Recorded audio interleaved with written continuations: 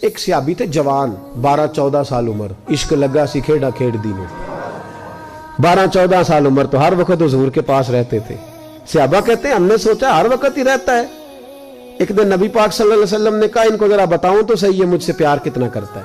صحابہ کو تجربہ کرانے کے لیے حضور نے اس سے کہا مجھ سے پیار کرتے ہو؟ اس نے کہا بیبا آپ کو پتہ ہی ہے سارا. تو حضور نے فرمایا جاؤ اپنے باپ کی گردن کاٹ کے لاؤ. کس کی؟ اوکھا جے بابا کام. ہاں اپنے باپ کی گردن کاٹ کے لاؤ.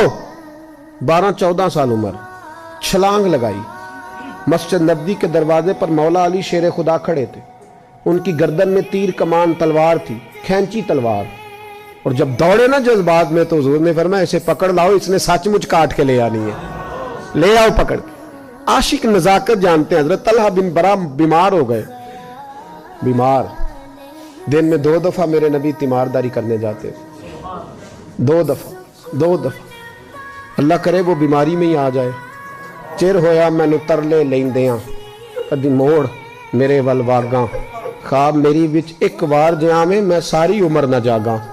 نبی پاک صلی اللہ علیہ وسلم 2 دفعہ تیمارداری کرنے جاتے. 2 دفعہ دن, 2 دفعہ حضور پتہ لے. ایک دن حضور شام کو گئے, ان کا ماتھا چوما تو حضور کی آنکھوں میں آنسو آ گئے. پھر میرے حبیب پاک نے ان کے والد کو کونے میں بلایا, کوئی بات کہی, باپ بھی رونے لگے. حضور نے پھر پیار کیا, چلے گئے. حضرت طلحہ اپنے ابا جی سے کہنے لگے حضور کیا کہہ کے گئے؟ کہا بیٹے کچھ نہیں. کہا نہیں مجھے بتائیں. کچھ نہیں, رشتہ ہی بڑا نازک, نہیں بتائیں. تو باپ نے سر پہ ہاتھ رکھا, کہا حضور کہہ گئے ہیں تو آج شام کو فوت ہو جائے گا. اور جب حضور نے کہا جب اس کا انتقال ہو جائے تو مجھے خبر کرنا. والد کو چارپائی پہ بٹھا کے تو حضرت طلحہ نے ہاتھ پکڑ لیا. عشق تے اگ دوویں ایک برابر, پر عشق دا سیک ودھیرا.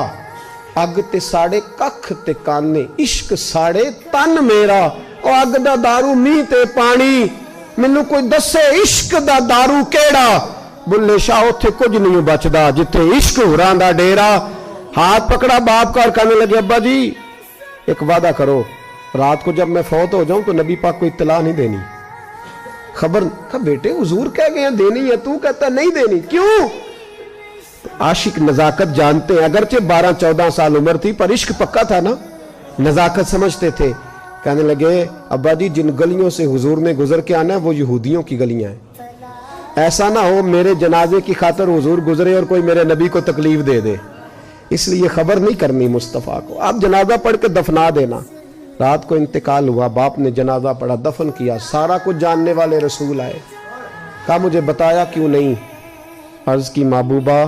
کہتا تھا حضور کو تکلیف نہیں دینی, میری ذات کی خاطر تکلیف نہ دینا, نہ کوئی یہودی تکلیف نہ پہنچا دے. گلیاں یہودیوں کی ہیں, قربان جائیں. ساری دنیا روزہ رسول پہ, اور میرے رسول نے فرمایا مجھے بتاؤ اس کی قبر کہاں ہے. ساری دنیا روزہ رسول پہ, اور نبی پاک اس غلام کی قبر پہ کھڑے آنسو بہہ رہے ہیں. صحابہ کہتے ہیں ہر قبر پہ دعا یہ ہوتی تھی یا اللہ قبر کشادہ کر دے, یا اللہ اس کا حساب آسان کر دے.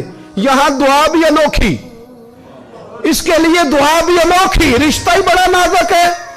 میرے نبی پاک نے دعا بڑی انوکھی فرمائی. کہا اے اللہ جب میرے طلحہ کی تیرے ساتھ ملاقات ہو تو ذرا اس سے مسکرا کے ملنا, وہ تیری شان کے لائق ہے, ذرا اس سے مسکرا کے ملنا. کہتے ہیں وجد ہو گیا طاری, اس لیے کہ جو رشتہ نبی کا امتی سے ہے اور امت کا رسول سے ہے اس کی نزاکت کو صرف غلام جان سکتے ہیں.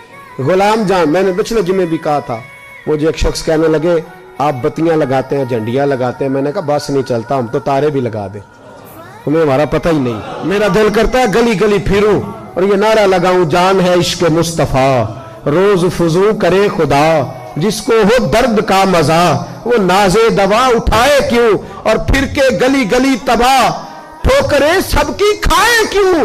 اگر دل کو عقل دے خدا تو تیری گلی سے جائیں کیوں.